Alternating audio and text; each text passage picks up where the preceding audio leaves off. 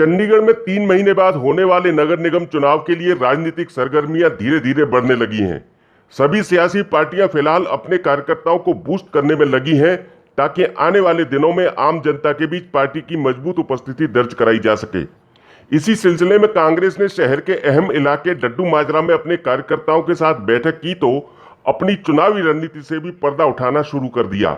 Ward number 25 और 26 के कांग्रेस प्रभारी एवं प्रदेश उपाध्यक्ष हाफिज अनवार उल हक की अध्यक्षता में हुई इस मीटिंग को प्रदेश कांग्रेस अध्यक्ष सुभाष चावला ने संबोधित करना शुरू किया तो उन्होंने निगम चुनाव में पार्टी का निशाना और मुकाबला स्पष्ट कर दिया, टिकट वितरण की रणनीति साफ कर दी और पहली घोषणा यानी चुनावी वायदा भी कर दिया। प्रदेश कांग्रेस अध्यक्ष सुभाष चावला के इस पूरे भाषण को आप सुनेंगे तो आपको यह भी स्पष्ट हो जाएगा कि कांग्रेस के असंतुष्टों के दम पर चंडीगढ़ में अचानक मजबूत होकर उभरी आम आदमी पार्टी को लेकर भी कांग्रेस का नजरिया क्या है।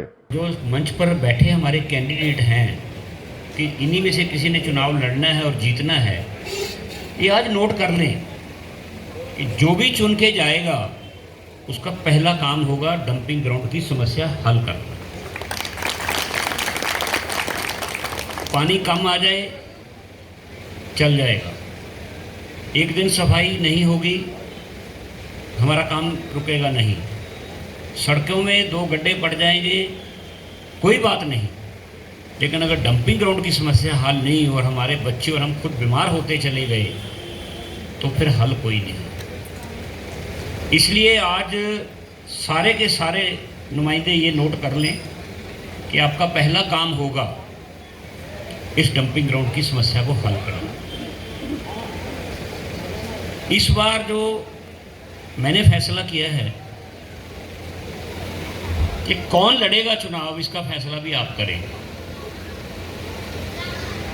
पहले होता था, वो भी अच्छा सिस्टम था कि हम वहां से बैठ के कांग्रेस दफ्तर में फैसला करते थे कि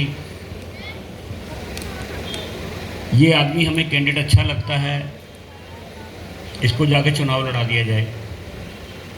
कई बार हारने के बाद लोग शिकायत करते थे जी आपने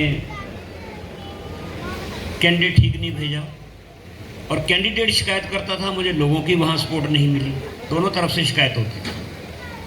तो इस बार थोड़ा बदलाव किया गया कि फैसला ये करें कि लोगों में जाके हमारे पार्टी के सीनियर लोग जाएं, वो लोगों से राय करें और लोग अपना कैंडिडेट दें ताकि दोनों को शिकायत ना हो, चुनाव लड़ने वाले को ये शिकायत ना हो, क्योंकि जब आप ही ने उनका नाम दिया होगा तो आप जिताएंगे भी, उसकी मदद भी करेंगे और ये भी ना लगे कि हमने कोई गलत कैंडिडेट भेज दिया। ये दोनों चीज़ें सोच के हमने किया था। तो मैंने प्रभारी यहाँ लगाए भाई अनवारुल हक जी, हमारे पार्टी के उपाध्यक्ष हैं, और ये हिदायत दी थी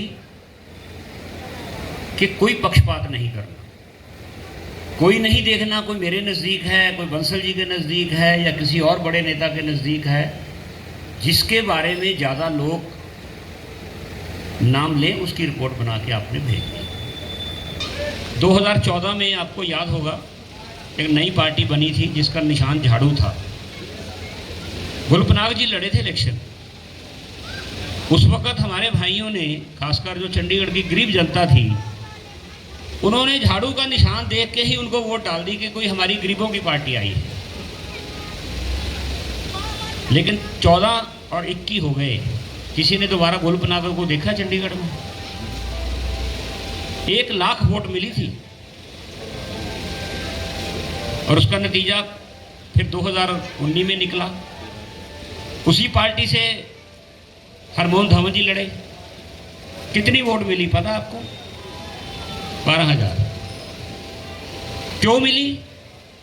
कि जो उनका कैंडिडेट जहां से हार के चला गया उसने लोगों की सुध नहीं ली, वो नहीं आए बीच में, और कांग्रेस पार्टी लगातार 14 के हारने के बाद डड्डू माजरा और पूरे चंडीगढ़ के लोगों की जनता के लिए लड़ाई लड़ती रही। इसी डड्डू माजरा डंपिंग ग्राउंड के बाद हमारी बहनों ने पूरा 15 दिन का धरना दिया था, यहाँ बाहर मैं भी आया था उस वक्त। हम भी सोच लेते कि हमें वोट नहीं मिली, हम तो हारे हुए, हम काम क्यों करें?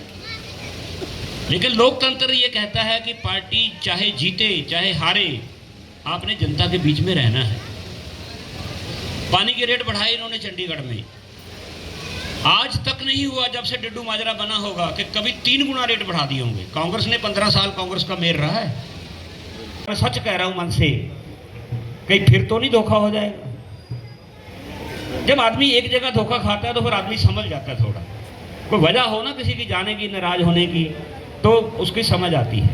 इसलिए कुछ हमारे साथी गए हैं, जो पार्टी जिसमें वो गए हैं उसका अगर उसका MP 7 साल के बाद नहीं आया, उसके बाद हरमोहन धवन जी हार गए, उसके बाद उन्होंने कभी कोई इंटरेस्ट नहीं लिया। चलिए उनकी उम्र है, हमारे साथी हैं, मेरे रिश्तेदार हैं, वो बहुत बढ़िया लीडर हैं, इस बात में कोई शक नहीं। लेकिन यहाँ बढ़िया और घटिया नहीं चलते, यहाँ पार्टियां चलती हैं, पार्टियों का काम चलता है। जो पार्टी की 7 साल में 8 साल में अपना ढांचा नहीं खड़ा कर पाए, जिनका सिर्फ आज एक ही दावा है कि हम मजबूत इसलिए हो रहे हैं कि कांग्रेस के 2 आदमी छोड़ के जा रहे हैं। अरे भाई, जो लोगों ने कांग्रेस को ही वोट डाल लिए गए हैं लोगों को, तो जो कांग्रेस में बैठे हैं वो क्या बुरे हैं? फिर उन्हीं को वोट डालेंगे लोग, भगौड़ों को क्यों वोट डालेंगे? तो ये सारी चीजें चुनाव के दौरान आपको संभल के करना है, वोट खराब नहीं करनी। आज भी मैं मान के चलता हूं हमारा मुकाबला भारतीय जनता पार्टी के साथ है। कोई हमारे सामने दूसरी पार्टी नहीं है। 10,000 खड़े होंगे तो उनमें से एक आजादी, ये भी मान ले लीजिए।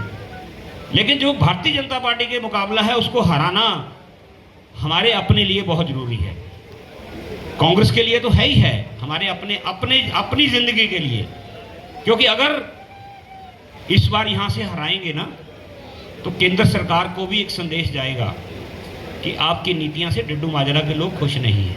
कांग्रेस पार्टी जिंदाबाद, कांग्रेस पार्टी जिंदाबाद। चुनाव पंचायत का भी हो ना छोटा सा, उसका भी एक मतलब पूरे शहर में निकलता है। और कारपोरेशन का जो चुनाव है इस बार, इसके बिल्कुल 3 महीने बाद पंजाब के चुनाव हैं, उसी के साथ यूपी के चुनाव हैं, उसी के बाद उत्तराखंड के चुनाव हैं। और हर चुनाव का दूसरी स्टेट पे असर पड़ता है, जाके हवा चलती है एक। और पंजाब का हाल तो आप देख ही रहे हैं। पिछले 6 महीने पहले चुनाव हुए हैं कारपोरेशन के, वहां किसी भी गांव में, किसी शहर में, किसी वार्ड में भारतीय जनता पार्टी के लीडर को घुसने नहीं दिया। कपड़े फाड़े, औरतें लाठियां लेके दरवाजे के बाहर खड़ी हो गई कि हमने गांव के अंदर किसी बीजेपी वाला नहीं घुसने देना। चंडीगढ़ में भी 2-3 गांव के अंदर आप जाके देखिए, कचहरी में पोस्टर लगे हुए हैं कि यहाँ पे भारतीय जनता पार्टी का कोई लीडर आएगा, अपनी इज्जत और बेइज्जती का अपना ध्यान रख के आएगा। अब तो आप, मैं कहूँ जी मैं आपको मकान देने हैं, आपका तो हमें नहीं चाहिए, तो मैं क्यों जबरदस्ती दूं? चीज तो वो देनी चाहिए जो लोग मांगते हों। ये घमंड है। घमंड किस बात का है कि 350 सीट है हमारे पास, कुछ नहीं हमारा बिगड़ने वाला। लेकिन इतिहास नहीं भूलना चाहिए किसी को। जिस भी सरकार ने लोगों की बात नहीं सुनी, और खासकर किसानों की बात नहीं सुनी, मजदूरों की बात नहीं सुनी, बड़े बड़े राजाओं के तख्त पलट जाते हैं। ये इतिहास है भारतवर्ष का। यहाँ इंदिरा जी भी हार गए थे, जिनको हम देवी मानते हैं आज भी, उससे बड़ी लीडर नहीं हुई कोई। जब लोग नाराज हुए तो उनको भी हरा दिया था। राजीव गांधी जी को भी हरा दिया था, जिनके पास 400 सीट आई थी। हमें शिक्षा अपने आप को भी लेनी है, हमने वो काम नहीं करने जो जनता नहीं चाहती। इसलिए ये घमंड सरकार का तोड़ने का एक समय आ रहा है हमारे पास, चंडीगढ़ वासियों के पास। और वो घमंड टूटेगा तब जब चंडीगढ़ से ये खबर जाएगी कि यहाँ भी लोगों ने अपने अपने एरिया में भारतीय जनता पार्टी के नेताओं को घुसने नहीं दिया, वोट नहीं दिए उनको हरा दिया है पूरी तरह। तब सरकार पे जाके असर पड़ेगा। तो ये एक समय है आपके पास, आप सभी पार्टी के वर्कर हैं। आप मान के चलिए कि हमारा जो मुकाबला है वो भारतीय जनता पार्टी के साथ है। और भारतीय जनता पार्टी की कोशिश एक और होगी अभी आने वाले समय में। यूपी में कोशिश कर दी उन्होंने हिंदू मुसलमान लड़ाने की, यहाँ भी वो जात पात का खेल खेलेंगे। हो सकता है यहाँ SC और नॉन SC की बात चलाएं, यहाँ हिंदू मुसलमान की भी बात चला सकते हैं। लेकिन हमने भटकना नहीं है इस बार। हमने तो बार बार पे कहना है, हमारे साथ बैठो, ये बताओ ये टैक्स क्यों लगे, ये बताओ पानी महंगा क्यों हुआ, ये बताओ जो कांग्रेस ने स्कीमें बनाई थी लोगों को हर घर को छत देने, आज गरीबों से 3-3 हज़ार रुपये महीने का किराया क्यों दिया जा रहा है? सुना था कभी 6-7 हज़ार रुपये तनख्वाह और आज 3,000 रुपये वो मकानों का किराया दे रहे हैं लोग। ये सारे सवाल पूछने हैं आपने, उनसे जवाब लेने हैं, और उनके पास जवाब है नहीं इन बातों का।